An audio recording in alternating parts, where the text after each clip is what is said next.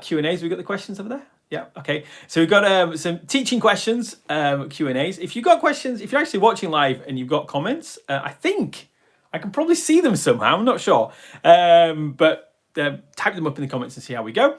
And yeah, we'll just do a quick fire session today. Of course, some basics, if you are teaching English or teaching any language or even learning English, I guess, a few things are, this is Genki English, which is fun, exciting and full of life.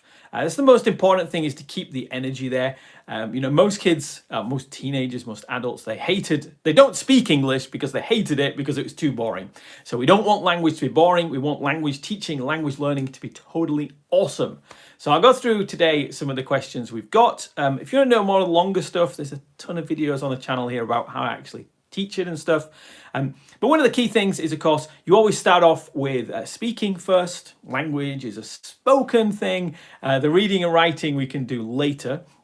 Which you get, and the longer you leave it to do the reading, the better the quality of the reading, the easier it becomes, because the speaking is the main part. And if you've got a great speaking base, then you can very easily read later on just by doing phonics and a few other things. But anyway, that's for later on. For now, one thing we had done today on the Facebook question was about standing up in class. So if you can, definitely get rid of desks in your class, because desks are always a barrier.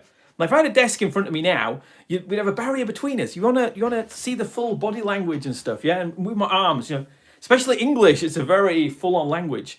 And even if you're speaking Japanese and things, you need to use your arms and gestures and bodies and bowing and all this sort of stuff. And so the hand gestures are really important, and especially when we're teaching communication skills, because in the beginning, the kids they don't understand all the words. Obviously, if they knew all the words and all English, they could just come to us for lessons.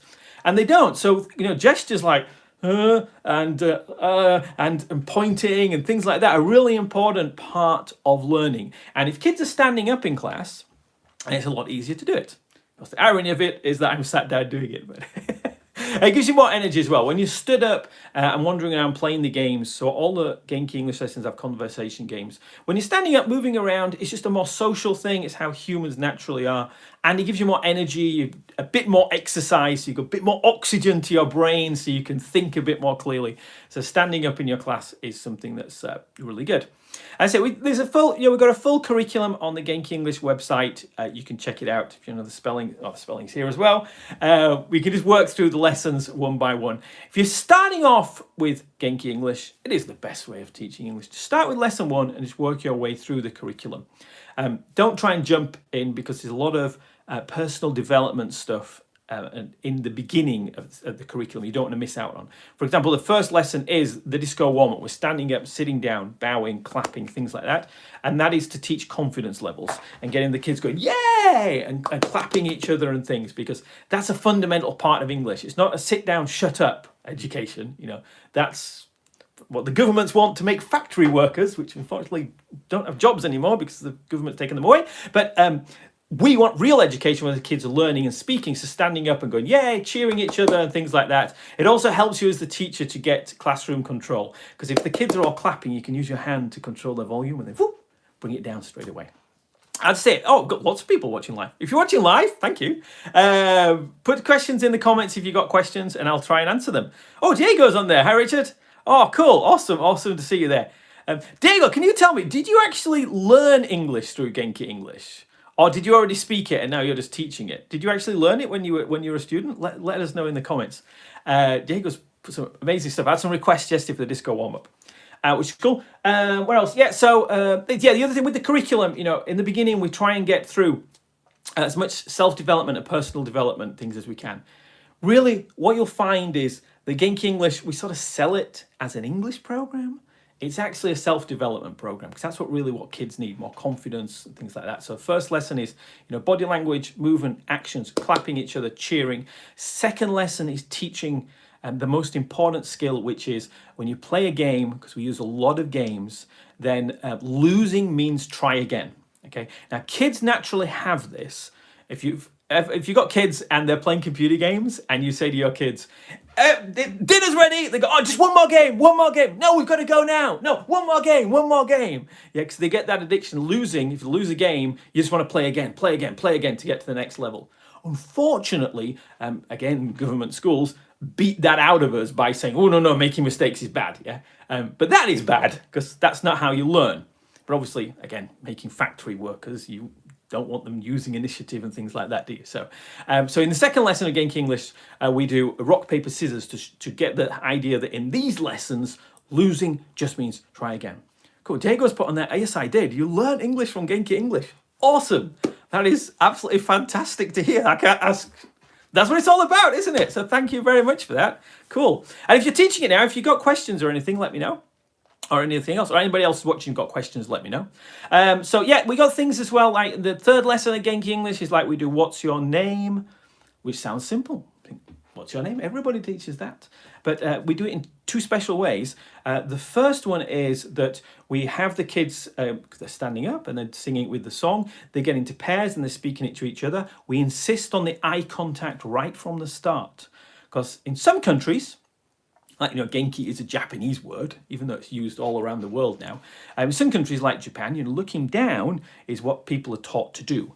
Again, it's just a way of getting control, because if the shogun walk past, then you don't want to look him in the eye because you have your head chopped off. So you look down as a way of making people more subservient, yeah? But whereas in English, especially when we're talking English and we want confident, self-confident kids, remember it's a self-development program, is we want eye contact right from the beginning. And they've got to know how to do it properly. Yeah, you're not doing freaky stuff. It's like just natural eye contact, because the eyes are the pathway to the soul. And if you can look into somebody's eyes, unless they're a total weirdo, then you can actually see what they're thinking, what they're feeling and stuff. And it's one of the fundamental human way of communicating with other humans. So we do eye contact there with the What's Your Name song, and of course shaking hands, because that's the way we do it in most English-speaking countries. And also, if you notice with the Genki English lessons, we teach everything in sentences. So if you teach, a lot of teachers get scared about grammar, and they think, I have to teach all these grammar rules and all these grammar books. I've got to teach it, and it's so boring. And how do I do it? And the thing is, you don't, because grammar rules are not how you learn a language. Grammar rules are actually put on afterwards by people who study the language. And they say, okay, in this language we have this rule, but whereas in this language we have this rule. And in this language you have this rule. And when they're comparing languages, it can get, they find that fascinating. They go, wow, they have this tense in this one, but we have no tense in this one. English only has 2 tenses. What?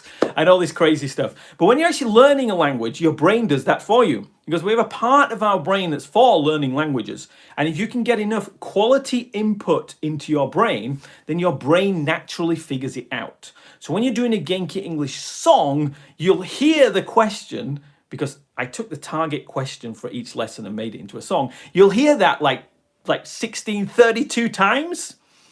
And then if you can hear it in other contexts as well, your brain automatically starts picking up these patterns.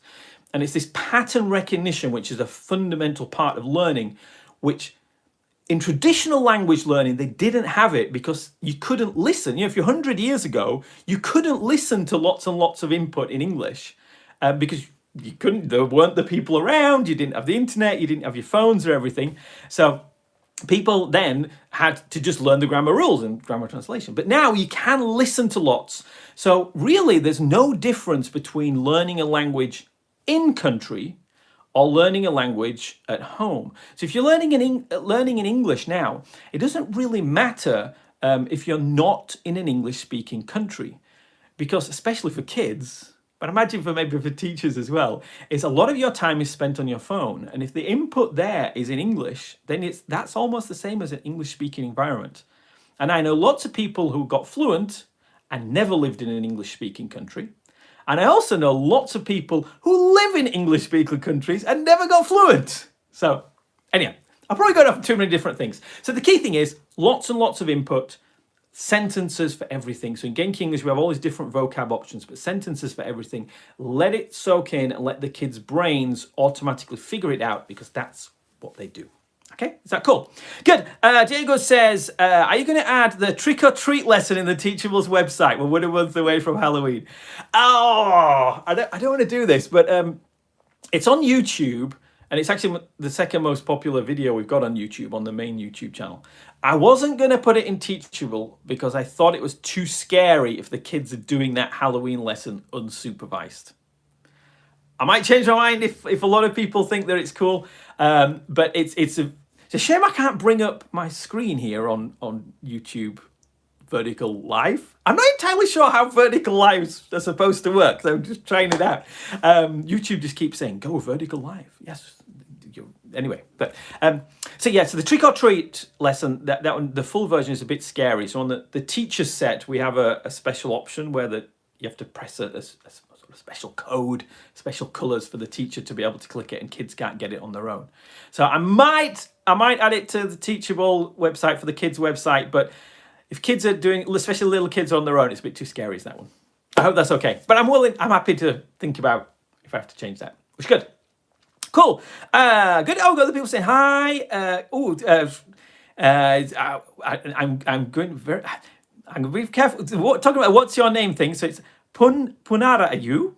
I probably pronounced your name wrong. I do apologize. In India, I'm Indian. Okay, cool. Don't know where you are, but maybe you're in India. Is amazing. Indian's cool. Cool. So we've got lots and lots of Indian students learning using Genki English. They do great. We had a great project a while back where I think there's 40,000 kids in India, and they had these learning pods in the towns where they were doing it, and the kids would go to these pods after school and learn using Genki English on the tablets and stuff, which was totally amazing. And I've been there quite a few times as well. Cool. Okay, we've got a few rapid fire questions. Blimey, these are a bit complicated. Okay. We've got a few rapid fire teaching Q&A questions as well. As I say, if any of you got questions, put them in the comments here. Sorry, I don't have my glasses on, so I'm going to look over the screen and read it. Do your students ever lose focus halfway through a lesson? Do your students ever lose focus halfway through a lesson? Oh, never, never. My lessons are perfect. It goes perfect 100% of the time. Students never lose focus. No, nothing ever goes wrong. Yeah, it does. Stuff goes wrong.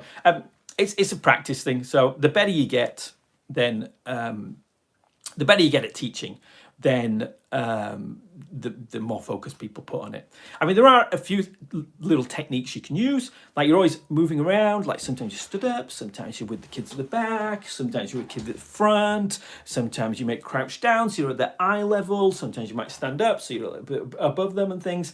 The eye level is a great one. Of course, making sure you've got great materials. The fundamental thing is make sure you're teaching something that the kids want to learn, and you're teaching it in a way they want to learn it.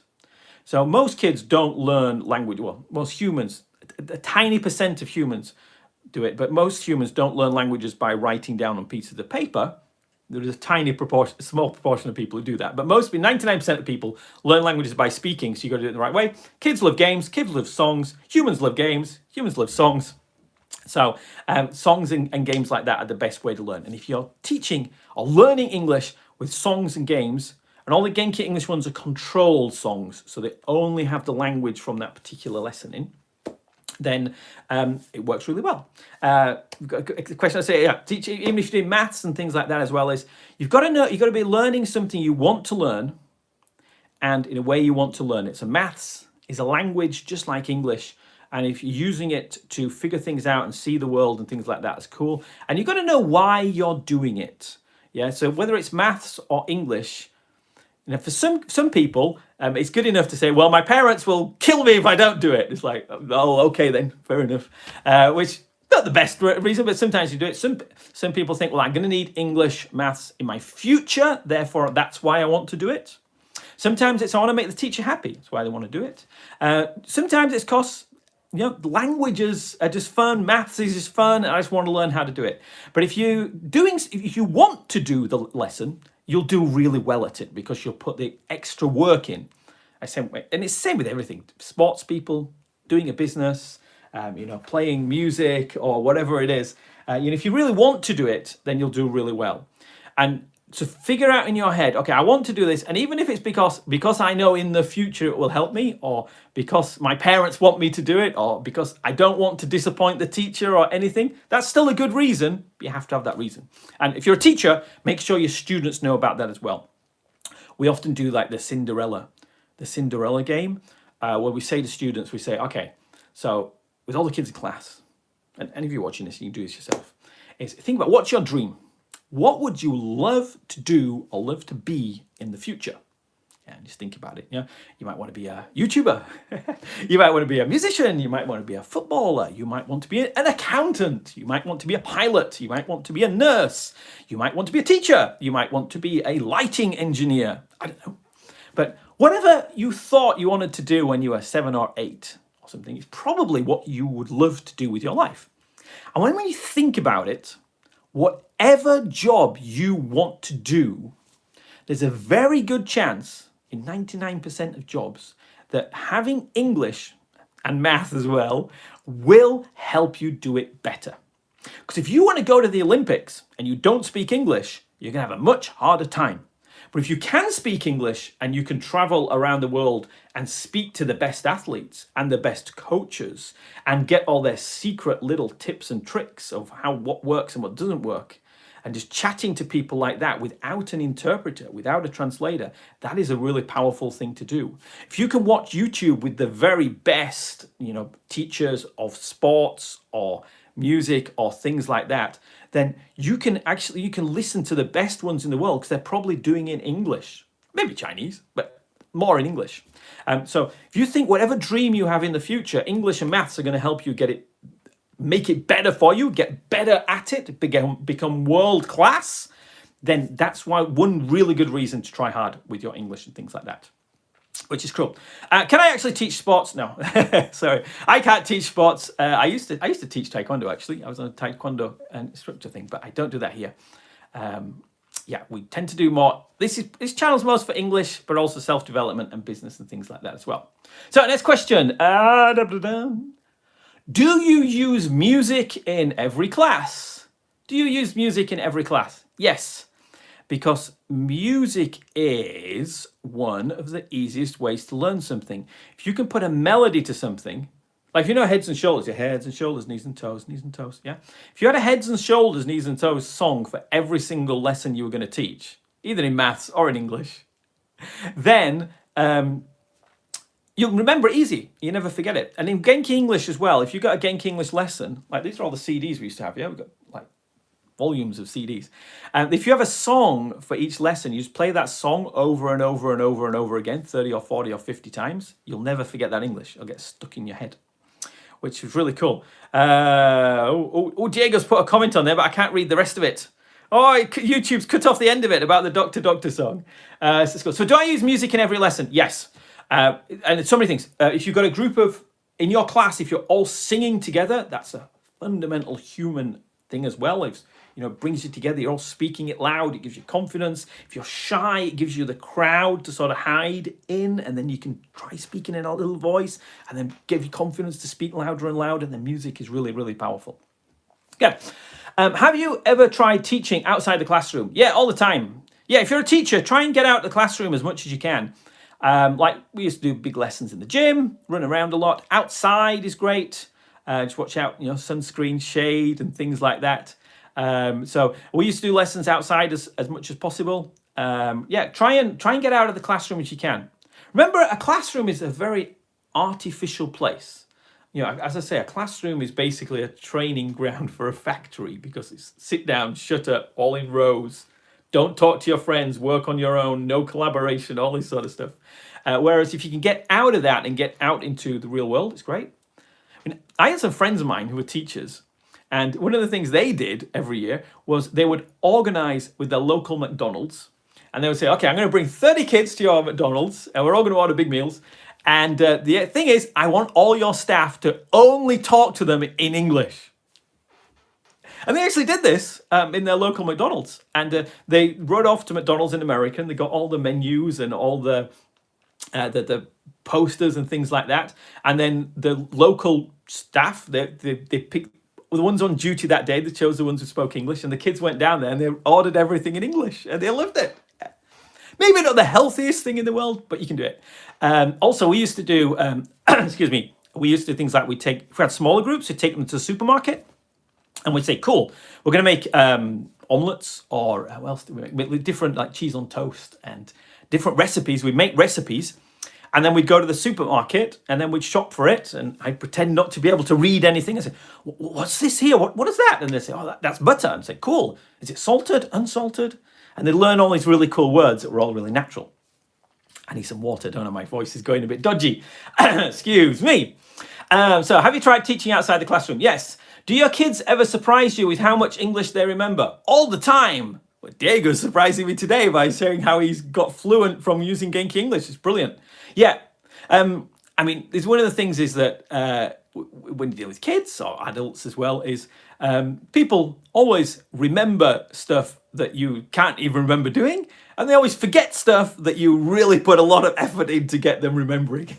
So you always get surprised. It's the cool thing about teaching. It's all about inspiring people. Yeah, it's like people have got these, like, people are like a little candle, a little flame. Yeah, your job is just to create the environment so their flame can grow a little brighter. Yeah, as long as you don't and blow it out, then if you're just making it brighter and brighter and brighter, that's what it's all about. And it's an art as well as a science. There's some science about what you can do. Things like setting expectations, setting discipline, things like that. But there's also an art to it of it's like 30 different kids. It's like 30 different wild animals sometimes.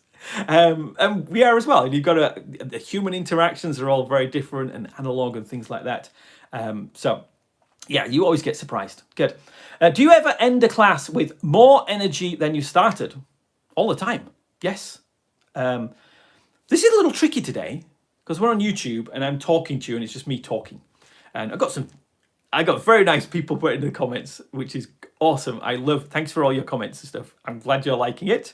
So that's good. But obviously, if you're in a real classroom or if you're on Zoom or something, and when you can actually see each other and stuff, then you get the energy back. And this is why great teachers have huge classes. I used to teach 1,000 kids at once. I didn't start that way. I started off with one student. And then when I went to teach in a school, we had like 30 students. And then I'd go to other schools and they say, well, can we put the kids together? And it's like, okay, so we've got 100 students. And then by the end of it, I was so short of time. It's like, I've got one day in your town. Okay, we'll do all the students, 1,000 at once. And when you do 1,000 students at once, it's all about lighting the fire. The teacher is not super Genki. I mean, like this, energetic the whole time because you would just burn out. The teacher is just lighting the fire and then letting the kids talk, communicate, learn amongst themselves. And that energy builds. And if you've got 1,000 kids singing a song and going, "Whoa, that's awesome!" or saying, "Wow, look what I learned last week," or "Look what I learned 10 years ago," or whatever. Or "We love that song," or "We hate that song. Can you change it?" Or "This game, look, we want to play this game again." If you get that type of energy, then as a teacher, you get more energy back, which is quite cool. Actually, for all of you watching now, could you let me know in the chat, are you students or are you teachers? Because this is usually my teachers channel for teachers, but I'm cool either way. If you're a student and if you're enjoying it and you can understand me, then that's cool. Next question. Do you worry about your pronunciation? I never worry about anything. I don't have the book here. Yeah, there's a very good book called Stop Worrying and Start Living by Dale Carnegie. So stop worrying and start living. Yeah, you don't worry about anything. If there's something wrong and you can change it, change it. If you can't change it, if you have no power, you can't do anything about it, just accept it. Boom. No point worrying about anything. But about pronunciation, so I don't worry about my pronunciation. I do change my pronunciation. It's like I'm talking now in a very sort of international accent. I'm also trying to slow down a bit now because there are more students on here. So I speak in a very sort of natural accent. If I spoke in my accent that I speak when I go home, it would be totally different. You won't have foggiest idea what I'm about like that. I'm going talking about all this stuff and you want no H's in there and no T's and all vowels completely different and all that sort of thing. So it sounds very different, yeah? So now I'm speaking in a more international one. So Don't worry about it. If you want to improve your accent, there's lots of, you got elocution lessons on YouTube. YouTube's brilliant for, you can change your accent. I've seen a lot of teachers who've changed their accents from local ones to more international ones. That's cool. And if you're not a native English speaker, don't worry about that too. In Game Kings, we have the software where you just hit the flashcards. Imagine the superhero, like, and he says, "I'm a superhero." And that's all recordings are in British and American and all that sort of different languages. So even if you're not a native speaker, you can get the native speaker pronunciation in your class. Because and even in India is a funny one, because in India they actually re-recorded some of my bits on the software on the CDs, and they re-recorded it with Indian teachers with Indian accents, and they're saying, because India has more English speakers than England, therefore Indian English is the best English in the world, and we should teach that. I'm like, okay, I can't argue with that logic. So there you go. That's so pronunciation. Remember, as long as people understand you, that's cool. Okay, and if you're a teacher, as long as you're not teaching things that are wrong that nobody would understand, then you should be pretty good. Okay, but use the softwares if you can. Good. Have you ever had a parent sit in and watch a class? Yeah, all the time. So if you're a teacher and you're doing demo classes right now, like, the new school year, if you're doing a demo class, always get the parents in there, because you want the parents to see what's going on. Because, yeah, the best thing, and always get the parents to join in. Yeah. So, these days, a lot of the parents, they sit at the back with their phones. It's like, oh, no. You're in my classroom, my rules. My classroom only has 2 rules. Yeah. It's number 1 is respect everybody. And number 2 is tell me when you don't understand. Yeah, so parents are in the class, they have to follow those rules.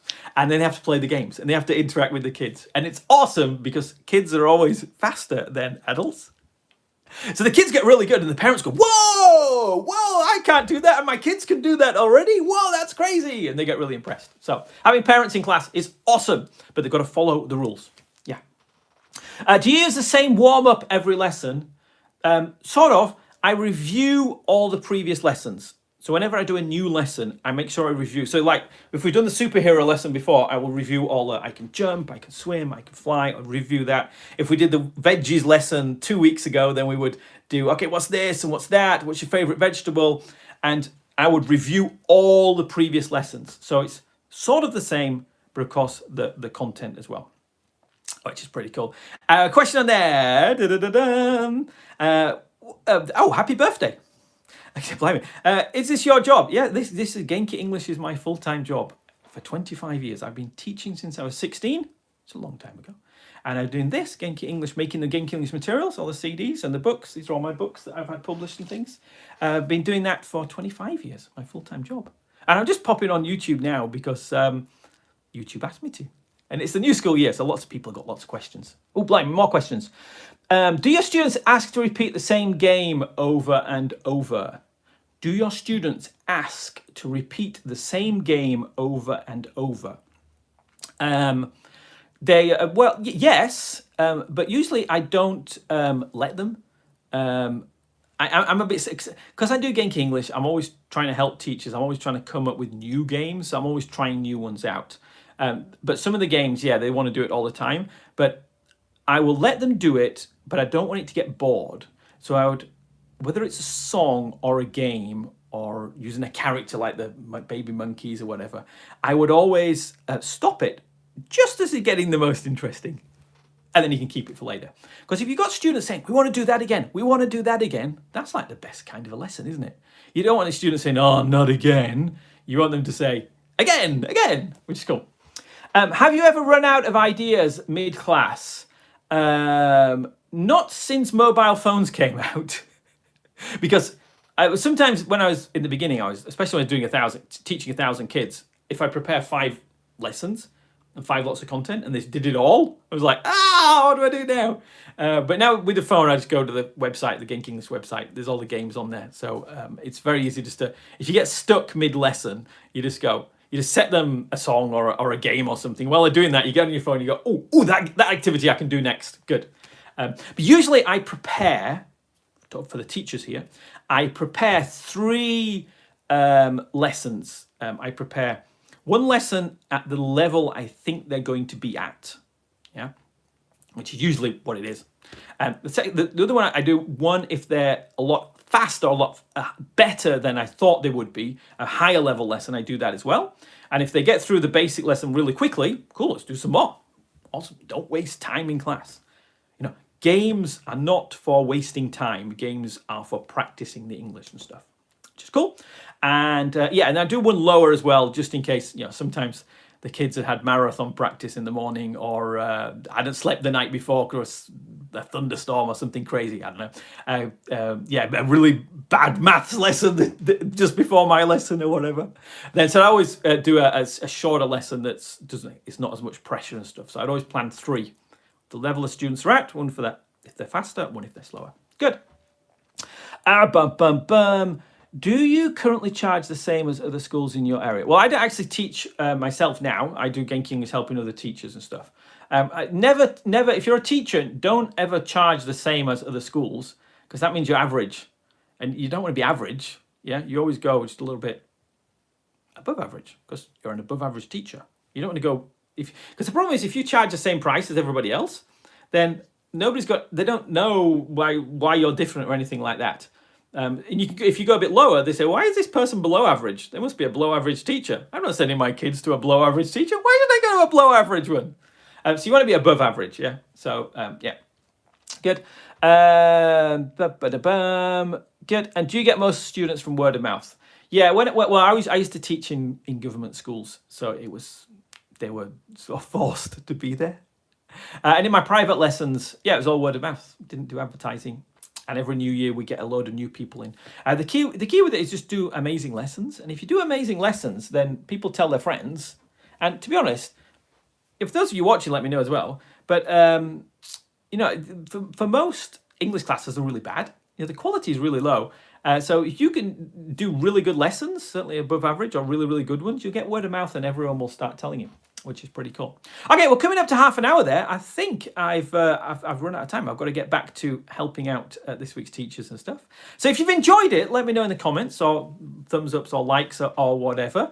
If you want more lives and things, let me know. I'll see if I can do it. But that was quite fun. Thank you for all the questions and the backwards and forwards. That really makes it a lot easier for me. I'll try and speak slower in the future then. Which is pretty cool. But really good. Awesome to hear from you all. And I'll see you all later. Goodbye.